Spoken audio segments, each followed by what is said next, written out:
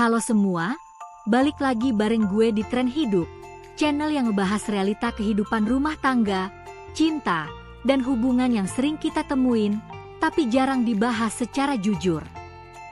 Hari ini kita bakal bahas topik yang lumayan ngeri-ngeri sedap, yaitu hubungan terlarang dengan orang berkuasa, bahaya dan risikonya. Kalau ngomongin orang berkuasa, ini bukan cuma soal pejabat atau politisi doangnya. Tapi juga bisa atasan di kantor, dosen, pemilik usaha, bahkan orang tua temen yang punya pengaruh sosial atau finansial gede. Nah, pas hubungan terlarang nyangkut ke mereka, risikonya tuh bisa berkali lipat lebih seram. 1. Kenapa banyak orang tertarik sama orang berkuasa? Ini dulu yang harus kita bahas di awal. Biasanya, orang berkuasa itu punya karisma dan wibawa yang tinggi, punya kontrol atas situasi, bisa ngasih materi, fasilitas, atau kemudahan. Terkesan lebih dewasa, matang, dan ngerti cara memperlakukan lo. Buat sebagian orang, ini tuh kayak paket lengkap.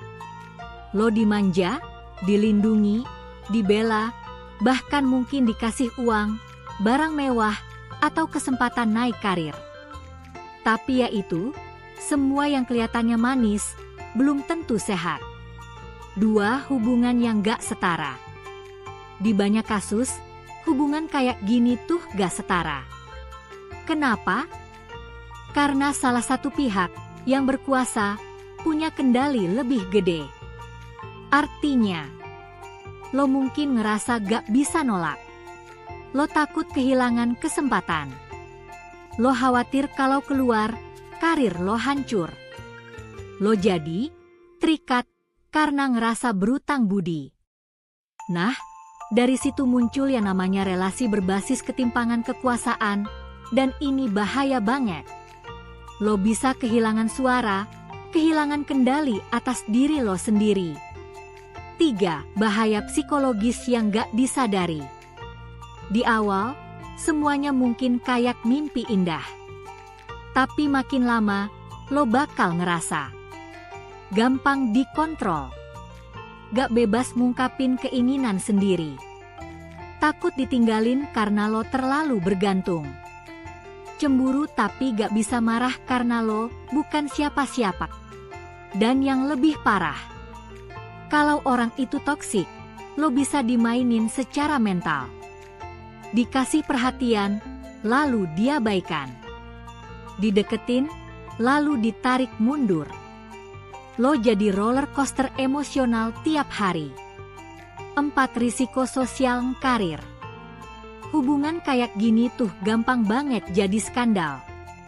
Apalagi kalau pihak yang berkuasa udah punya pasangan atau jabatan tinggi. Begitu ketahuan, yang disalahin duluan biasanya lo. Bukan dia. Bukan yang punya power. Lo bisa dianggap perebut, kehilangan kerja, dijauhi lingkungan sosial, dijadikan kambing hitam. Orang berkuasa punya backup, punya reputasi kuat, bisa nutupin jejak. Tapi lo gak punya perlindungan kalau semuanya kebongkar. 5. Ancaman dan tekanan. Gak semua orang berkuasa itu main bersih. Ada juga yang manipulatif dan ngancem secara halus. Kalau kamu ninggalin aku, gue hancurin reputasi kamu. Jangan cerita ke siapa-siapa, cukup kita berdua yang tahu. Kamu mau kerja kamu aman, kan? Ini bukan cuma hubungan berisiko, tapi udah masuk ranah abuse of power. Dan kalau lo ngalamin ini, lo wajib banget cari bantuan. Jangan diem. 6. Kenapa sulit buat keluar? Karena lo udah terlalu nyaman secara materi. Lo takut kehilangan koneksi atau fasilitas. Lo merasa gak layak dicintai orang lain. Lo udah terlalu jauh secara emosional. Tapi percaya deh, Kalau hubungan itu bikin lo ngerasa rendah, tersembunyi, dan gak bebas jadi diri lo, itu bukan cinta. Itu jeratan. Dan makin lama lo bertahan, makin susah lepasnya. 7. Gimana cara mulai lepas dari hubungan kayak gini? Langkah awalnya, sadarin bahwa hubungan ini gak sehat. Catat hal-hal apa aja yang bikin lo ngerasa tertekan. Mulai jauhi kontak pelan-pelan, secara fisik dan emosional. Cari lingkungan aman yang bisa bantu lo bangkit. Lo juga bisa konsultasi ke psikolog atau konselor yang ngerti soal relasi gak seimbang. Jangan merasa malu buat minta bantuan, karena lo berhak buat bebas. 8. Jangan tergoda balik lagi. Biasanya pas udah mau cabut, dia bakal berubah 180 derajat. Jadi manis, minta maaf, janji berubah, bahkan mungkin ngasih lebih banyak uang atau perhatian. Tapi itu cuma taktik buat narik lo balik. Cinta yang tulus gak butuh kekuasaan buat dikendalikan. Kalau dia beneran sayang, dia akan lepas lo pergi, bukan narik lo terus-terusan pakai power. 9. Harga diri lo lebih mahal dari apapun. Lo bukan mainan. Lo bukan pelarian. Lo manusia yang punya harga diri dan hak buat dicintai dengan sehat dan terbuka. Jangan jual diri lo demi fasilitas. Jangan korbankan kebebasan lo cuma karena pengaruh sementara. Lo bisa kok bangkit. Pelan-pelan. Tapi pasti. Yang penting, lo punya tekad buat keluar dari hubungan yang gak layak buat lo jalanin. Penutup.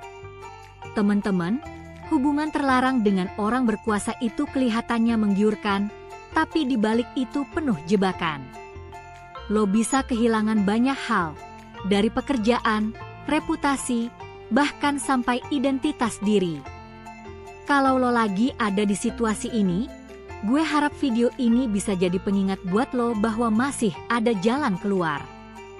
Masih ada kehidupan yang lebih tenang di luar sana.